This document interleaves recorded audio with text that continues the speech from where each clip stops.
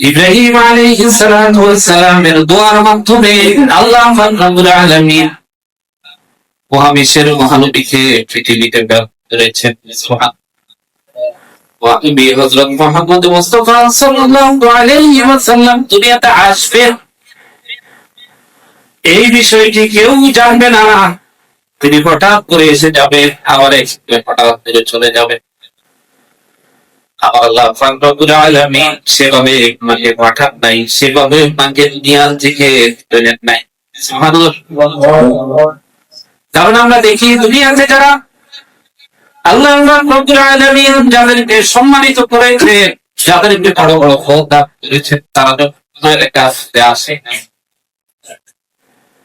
আমাদের সৌদি আরব প্রেসিডেন্ট যদি বাংলাদেশে আসে, মনে করুন নাচতে চুপ করে আসা আবার চলে যায়, কিন্তু তারা না পেছনে চট্টগ্রাম স্টেডিয়ামে আসবে, আসবে ফেরের ময়দানে আসবে। কতদিন আগে থেকে প্রস্তুতি নেওয়া হয় বলে? আমাদের আইন শৃঙ্খলা বাহিনীর যতগুলি সংস্থা রয়েছে, পুলিশ থেকে আরম্ভ করে সেনাবাহিনী, নৌবাহিনী, বিমান বাহিনী, সবাই তৎপর, শুধু তৎপর নেই, সর্বোচ্চ নেই।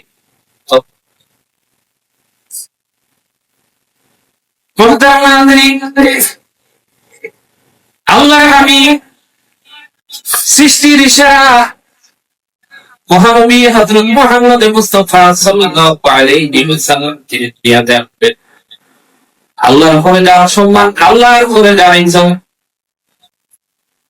কবি হাফিজ এবং কবি শেখ সাদী তার কিতাবের সর্বশেষ এভাবে লিখেছেন, লা ইলাহা ইল্লাল্লাহ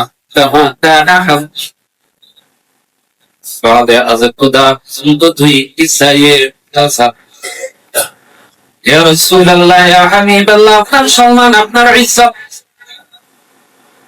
আপনার মহত্ব পৃথিবীর কোন সৃষ্টির পক্ষে বর্ণনা করা সম্ভব নয়। তবে এই যুগে যেহেতু আমি মানুষ, আমার একটা সীমাবদ্ধতা রয়েছে। এই বলে আমার কিতাবের আগে শেষ যেটা আল্লাহর ঘরে আল্লাহর সৃষ্টি করে কেউ যদি সম্মানিত থেকে থাকেন, সেটি হচ্ছে আপনি।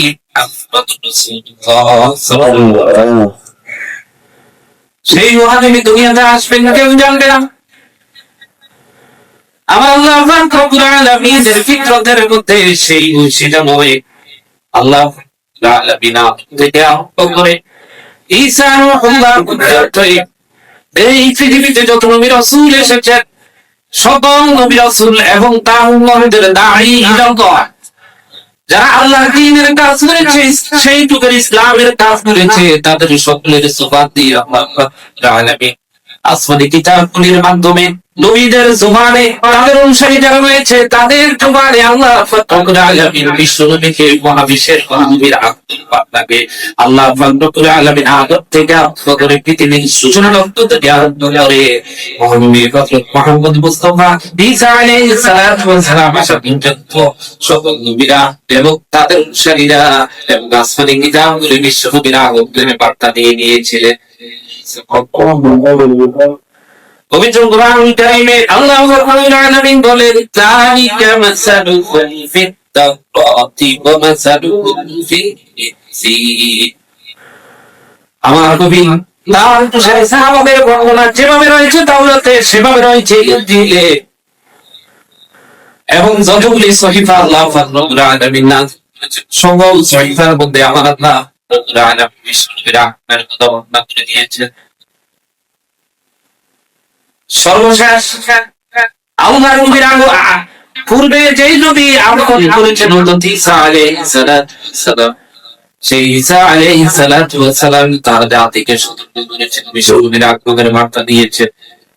পবিত্র কোরআনুল কারীমের সূরা সফের 6 নম্বর আয়াতে আল্লাহ রাব্বুল আলামিন বলেন, ওয়া ইয ক্বালা ঈসা ইবনে মারইয়াম ইয়া বানি ইসরাঈল ইন্নী রাসূলুল্লাহি ইলাইকুম মুসাদ্দিকান লিমা বাইনা ইয়াদাইয়া মিনাল তাওরাত ওয়া মুবাশশিরান বিরাসূলিন ইয়াতি মিন বা'দি ইসমিহি আহমদ ফালাম্মা জাআহু بالبينات قالوا هذا سحر مبين ঈসা আলাইহিস সালাতু ওয়াস সালাম বলেছেন ওয়াইস ক্বালা ঈসা ইবনে মারইয়াম আসরাকুল সময়ের কথা যখন ঈসা আলাইহিস সালাতু ওয়াস সালাম তার জাতিকে বলেছিল তার কওমকে বলেছিল ইন্নী রাসূলুল্লাহি ইলাইহি আমি তোমাদের নিকট আল্লাহর প্রেরিত রাসূল সুবহানাল্লাহ মুসাদ্দিক বলিনা বাইরে দেহিয়া মিনান তাওরাতি এবং তোমাদের পূর্ববর্তী যে কিতাবগুলি রয়েছে সেই কিতাবগুলির আমি সত্যায়নকারী আমার উপরে একজন নবী আসবেন যার নাম হবে আহমদ ইসমুহু আহমদ ফালাম্মা জাআহু বিল বাইয়িনাত যখন তিনি মহাবিশ্বের মহাগ্রন্থ আল কুরআন কারীম সহ দলিল প্রমাণ যখন নিয়ে আসবে লাল চাঁদে দুয়ার চাঁদে চাঁদা বলবে হাযা সিরাত এটা তো সুস্পষ্ট সাধু আপনার সাথে ঈসা আলাইহিস সালাতু ওয়াস সালাম তিনি দাওয়াত দিয়ে গিয়েছিলেন তিনি মহানবী হযরত মুহাম্মদ মুস্তাফা সাল্লাল্লাহু আলাইহি ওয়াসাল্লাম দিয়ে দিয়েছিলেন সতর্ক ছিলেন মহানবী হযরত মুহাম্মদ মুস্তাফা সাল্লাল্লাহু আলাইহি ওয়াসাল্লাম তিনি এটা আসছে মাত্র কদম রেখেছেন এখনো তিন নাম দৌলতের জন্য তিনি করেন নাই ওর মায়ের পবিত্র থেকে দুনিয়াতে আসে সোহান মাত্র পৃথিবীতে কি রাখলে কদম মুবারক রাখলে পৃথিবীতে মহা বিপ্লব শুরু হয়ে গেল আমরা সকলে মিলে সোহান তৎকাই পৃথিবীর যত মহাশক্তি ছিল